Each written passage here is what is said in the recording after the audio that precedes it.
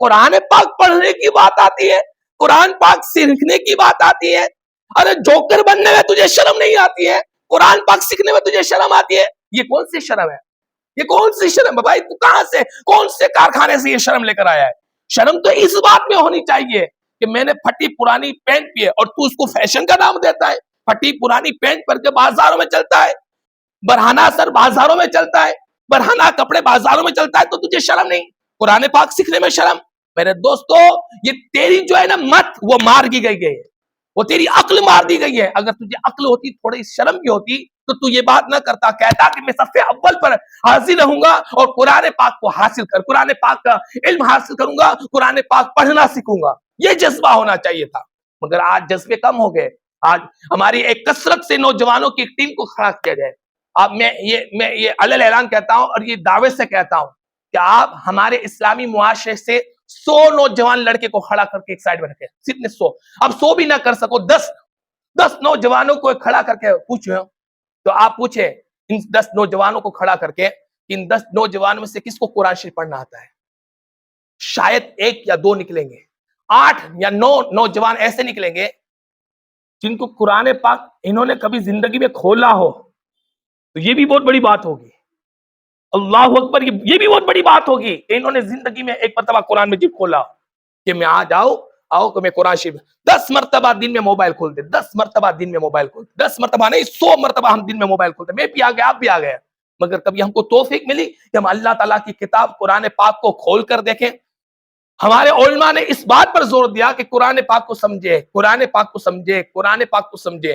اور یہ وہ فتنوں کا دور چلتا ہے کہ سمجھنے کی بات تو دور ہے, پڑھنے کے یہاں پر پڑھنے کے پھافے ہیں, پڑھنے کے پھافے ہیں. قرآن پاک کو سمجھنا ہے تو بہت دور کی بات ہے, پڑھنے کے پھافے ہو گئے. اب دیکھیں آپ نوجوان, آپ اٹھائے 10 نوجوانوں کو اٹھا کر پوچھے کتنوں کو آتا ہے قرآن شریف پڑھنا, کتنوں کو آتا ہے؟ ارے اب باپ کی میت ہوتی ہے, باپ کی میت سامنے پڑی ہوتی ہے, اور نوجوان کو قرآن شریف پڑھنا نہیں آتا ہوتا ہے, اور قرآن شریف پڑھانے کے لیے کسی اور کو ڈھونڈنے کے لیے بازار میں نکلتا ہے کہ آؤ بھائی میرے باپ کی میت پڑی ہے, میرے باپ کا جنازہ پڑا ہے, قرآن شریف ہم کو پڑھنا نہیں آتا ہے, کم سے کم تو پڑھ. اگر 500 روپیہ چاہیے, 500 نہیں تو 1000 لے لے. حالانکہ اس کی اوقات بھی نہیں ہوتی 1000 روپیہ دینے کی, مگر مجبوراً کیا کرے. ایسا وقت نہ آئے, ایسا وقت نہ ہے کہ آپ کے باپ کی میت پڑی ہو, آپ کے باپ کا جنازہ پڑا ہو اور آپ کو قرآن شریف پڑھنا نہ ہے. ایسا وقت اللہ تعالیٰ کبھی ہمارے نسلوں میں بھی نہ دے, ایسا وقت نہ دے. کم سے کم اپنے بچوں کو قرآن پاک سکھائے. اور کہتے ہیں وہ بہتر ہے, وہ اعلیٰ ہے, وہ بہت بڑا ہے, وہ بہت بڑا ہے. یہ کوئی اعلیٰ نہیں ہے, کوئی عرفان نہیں ہے, کوئی بہت بڑا نہیں ہے. آقا علیہ الصلوۃ والسلام کی ہم تعلیمات کی روح سے دیکھیں, حضور کی بارگاہ میں ہم چل کر پوچھیں یا رسول اللہ صلی اللہ تعالی علیہ وسلم, بہتر اور سب سے اعلیٰ اور سب سے عزت والا, سب سے اشرف والا وہ کون شخص ہے؟ آقا علیہ الصلوۃ والسلام نے فرمایا خیرکم, کہ تم میں سے بہتر وہ ہے, تم میں سے اعلیٰ وہ ہے جو قرآن پاک کو سیکھے اور سکھائے. آپ اس روئے زمین میں سب سے بہتر لوگ وہ ہیں جو قرآن پاک کو سیکھتے ہو, سکھاتے ہو. سمجھ لینا یہ سب سے بہترین لوگ ہیں روئے زمین پر, سب سے بہترین لوگ ہیں کہ اللہ تعالیٰ کے کلام کو سمجھتے ہیں, اللہ تعالیٰ کے کلام کو پڑھتے ہیں, اور پڑھانے والے پڑھنے والے, یہ بہترین لوگ ہیں. ہمیں اس پر زور دینا چاہیے کہ ہمارے بچوں کو قرآن پاک کی تعلیم سے آراستہ کرنا چاہیے, ان کو مزین کرنا چاہیے. یہ ہماری ذمہ داری ہے, یہ ہماری ذمہ داری ہے.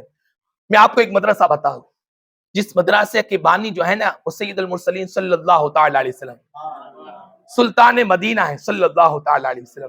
کہاں رکھا تھا پتہ ہے؟ مدرسے کی کوئی بڑی عمارت نہیں تھی, کوئی بڑی عمارت نہیں تھی.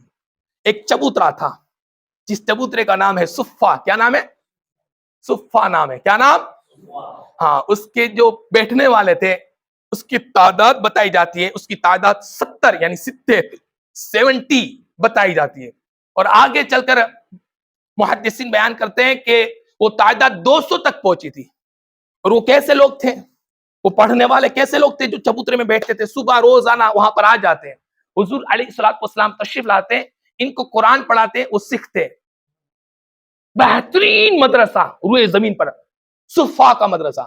ان کو کہتے ہیں اصحاب صفہ, جو پڑھنے والے جتنے بھی تھے ان میں حضرت ابو ہریرہ بھی تھے, بڑے بڑے صحابی ان میں تھے. حضرت ابو ہریرہ, سلمان فارسی رضی اللہ تعالی عنہما, بڑے بڑے صحابہ اکرام, حضرت عبداللہ بن مسعود رضی اللہ تعالی عنہما, بڑے بڑے صحابہ اکرام اس میں صفہ میں آتے ہیں. حضور علیہ الصلوۃ والسلام پڑھاتے ہیں اور وہ پڑھتے ہیں. کیسے بڑے عالم بنے, کیسے عالم بنے؟ میں آپ کو ان میں سے ایک بتاتا ہوں، حضرت عبداللہ بن عباس رضی اللہ تعالیٰ عنہ، وہ فرماتے ہیں کہ اگر میرے اونٹ باندھنے کے اونٹ کو پاؤں کو باندھنے کی جو رسی ہے نا، اونٹ کے پاؤں کو باندھنے کی رسی اگر وہ گم ہو جائے نا، میں قرآن پاک کو پڑھ کر تلاش کر لوں گا کہ وہ کہاں پر پڑی ہے،